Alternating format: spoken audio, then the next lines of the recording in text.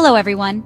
Today, we're talking about a topic that many of you have asked about, at-home bikini waxing. I know it can sound intimidating, maybe even a little scary, but I'm here to tell you that with the right information and a little bit of practice, it can be a safe, effective, and empowering part of your personal care routine. Taking control of your own grooming can save you time and money. More importantly, it allows you to do things on your own schedule in the comfort and privacy of your own home. It's all about feeling good in your own skin, and this is one way to achieve that smooth, confident feeling that so many of us desire. Many people are drawn to waxing for its long-lasting results.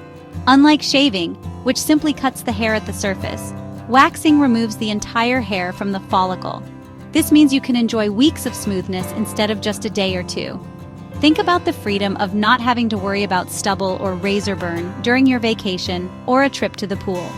When you learn to wax at home, you are investing in a skill. You are learning to listen to your body and understand its needs. This guide is designed to walk you through every single step, making the process as simple and painless as possible for you. Of course, safety is our #1 priority. The skin around the vulva is incredibly delicate and sensitive, so we must treat it with the utmost care and respect. That's why I've put together this ultimate guide.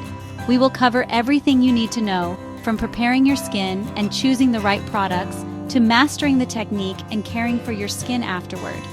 My goal is to demystify the process and give you the confidence to proceed safely. We will break it down into easy, manageable steps. You'll learn what to do, and just as importantly, what not to do, to ensure a positive and healthy experience from start to finish. Think of this as your personal coaching session. I'm here to be your guide, providing you with the same advice I would give to anyone seeking to take charge of their wellness. We will focus on hygiene, pain reduction, and achieving those professional-looking results you want. Remember, knowledge is power. By understanding the correct methods, you eliminate the guesswork and reduce the risk of irritation, ingrown hairs, or injury. So take a deep breath, get comfortable, and let's begin this journey to mastering at-home vulva waxing together. You can do this. Before we even think about touching wax to skin, we must first understand the area we are working with. This is a crucial step for safety. The term bikini wax is often used broadly, but when we are talking about waxing this area at home, we need to be specific. We are focusing on the vulva, which is the external part of the female genitals. Knowing the different parts helps you know which areas are safer for a beginner to wax at home and which areas are best left to a professional. This anatomical knowledge is your first line of defense against mistakes and will help you navigate the process with much more confidence and precision. Let's look at the key areas. The mons pubis is the rounded, fleshy area right above the pubic bone, often covered in a patch of pubic hair. This is generally the easiest and safest place for a beginner to start waxing. Next are the labia majora, which are the outer lips that extend down from the mons pubis.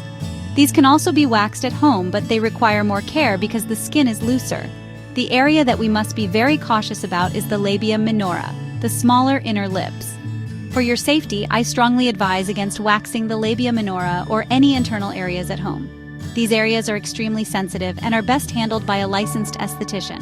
So, for our guide today, we will be focusing on the mons pubis and the labia majora. This is what is often referred to as a standard bikini line wax, or a more extended bikini wax. You can decide how much or how little hair you want to remove from these zones. Some people prefer just to clean up the sides that might be visible outside a swimsuit, while others may choose to remove more hair from the top and the outer labia. The choice is completely yours. The important thing is to create a clear plan before you start, so you know exactly which areas you will be targeting during your session. It's a great idea to use a handheld mirror before you even start the preparation process. Take a moment to get familiar with your own body. Identify the mons pubis and the labia majora. Notice the direction your hair grows in different sections, as this will be very important when we talk about applying and removing the wax. This simple act of observation is incredibly empowering and practical. It transforms the process from a blind task into a calculated and mindful procedure. Respecting your body's anatomy is the foundation of a safe and successful at-home wax. Proper preparation is not just a suggestion, it is an absolute requirement for a safe and less painful waxing experience. Think of it like a chef preparing their ingredients before they start cooking. Your success depends on what you do before the main event. Your first step should happen about 24 to 48 hours before you plan to wax.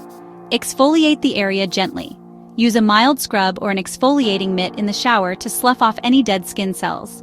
This helps to prevent clogged pores and frees up any trapped hairs, which will make the wax grip the hair more effectively and reduce the likelihood of painful ingrown hairs later on.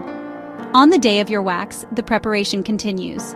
First, you need to ensure your hair is the right length. It should be about 1/4 of an inch long, which is roughly the length of a grain of rice.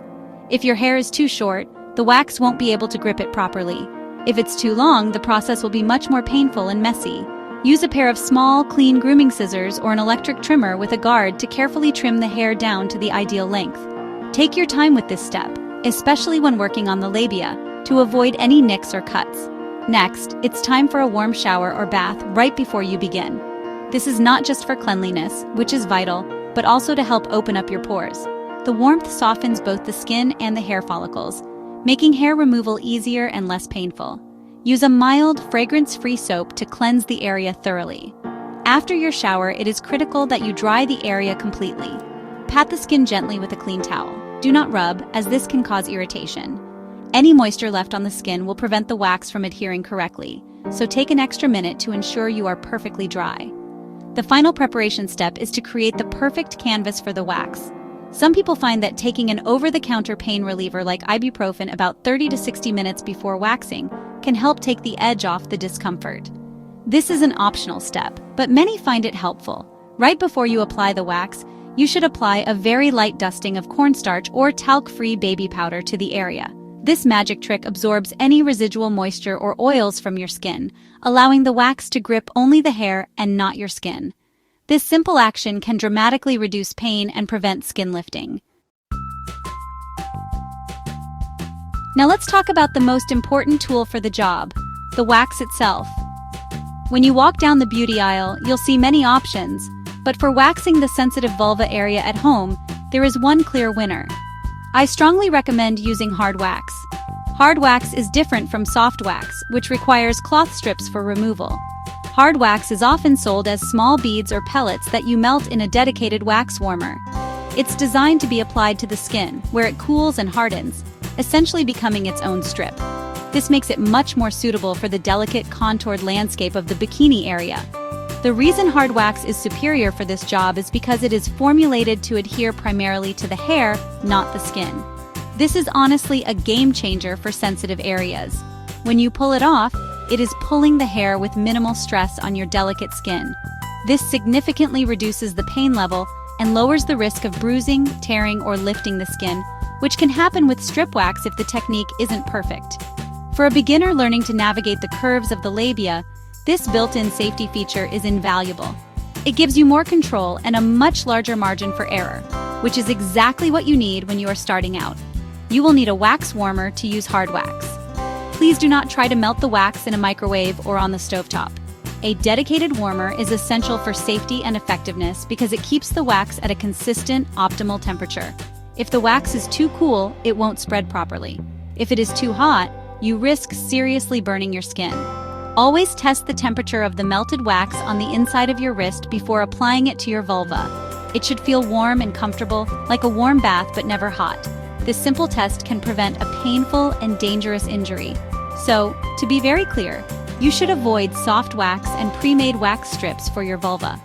While those products can work well for larger, flatter areas like your legs or arms, they are too aggressive for the bikini line. They stick firmly to the skin and can be very difficult to manage around curves. Using them in this area, especially as a beginner, greatly increases the risk of irritation and pain. Investing in a small wax warmer and a bag of quality hard wax beads is the smartest, safest, and most effective choice you can make for your at-home waxing journey. You've prepared your skin and your wax is at the perfect temperature. Now it's time for the main event. This is where your focus and technique will pay off. Grab a wooden applicator and dip it into the melted hard wax. You want to get a small, manageable amount on the tip. Working in small sections about 1 inch wide and 2 to 3 inches long is key. Apply the wax to your skin in the same direction that your hair grows. Use firm but gentle pressure to ensure the wax fully coats the hair from the base to the tip. Leave a slightly thicker edge at the end of the strip to create a lip that will be easy to grip for removal. Once the wax is applied, you need to wait for it to set. This usually takes about 30 to 60 seconds, but you should follow the specific instructions for your brand of wax. The wax is ready when it is no longer tacky to the touch and has hardened into a flexible, plastic-like strip. This waiting period is crucial. If you pull too soon while it's still soft, it will be messy and ineffective. If you wait too long, it can become brittle and crack. Use this short time to take a deep breath and prepare for the pull. Staying calm and focused will make the whole process smoother. Now for the most critical part, the removal. Hold your skin taut with one hand. This is non-negotiable. Pulling the skin tight creates a firm, stable surface and dramatically reduces the pain of the pull. With your other hand, grip the little lip you created at the end of the wax strip. In one quick, fluid motion, pull the strip off in the opposite direction of hair growth. It is very important to pull parallel to the skin, not straight up away from it. Think of it like ripping off a bandage. Hesitation will only make it more painful. A fast, confident pull is the most effective and least painful way. Immediately after you pull the strip off, place the palm of your clean hand firmly on the just waxed area. Applying this gentle pressure for a few seconds can work wonders to soothe the initial sting. The nerve endings in your skin get overwhelmed by the pressure sensation, which helps to distract them from the pain message. This simple trick can provide instant relief. Continue this process, working in small, methodical patches, until you have removed all the desired hair. Never apply wax over the same area more than once in a single session, as this can cause severe irritation or damage to the skin. Congratulations, you've done the hardest part, but your work isn't quite finished yet. Proper aftercare is just as important as preparation for ensuring your skin heals beautifully and stays smooth. The first thing you should do is gently cleanse the area to remove any lingering wax residue. Use a specially formulated post-wax oil or a simple natural oil like jojoba or almond oil on a cotton pad. Avoid using alcohol-based products or harsh soaps, as these will sting and dry out your now very sensitive skin. The oil will not only remove the wax, but will also help to soothe and moisturize the area. For the next 24 to 48 hours, your skin needs to be treated like a baby's. This means you must avoid certain activities and products. Steer clear of hot baths, saunas, swimming pools, and intense exercise that causes a lot of sweating.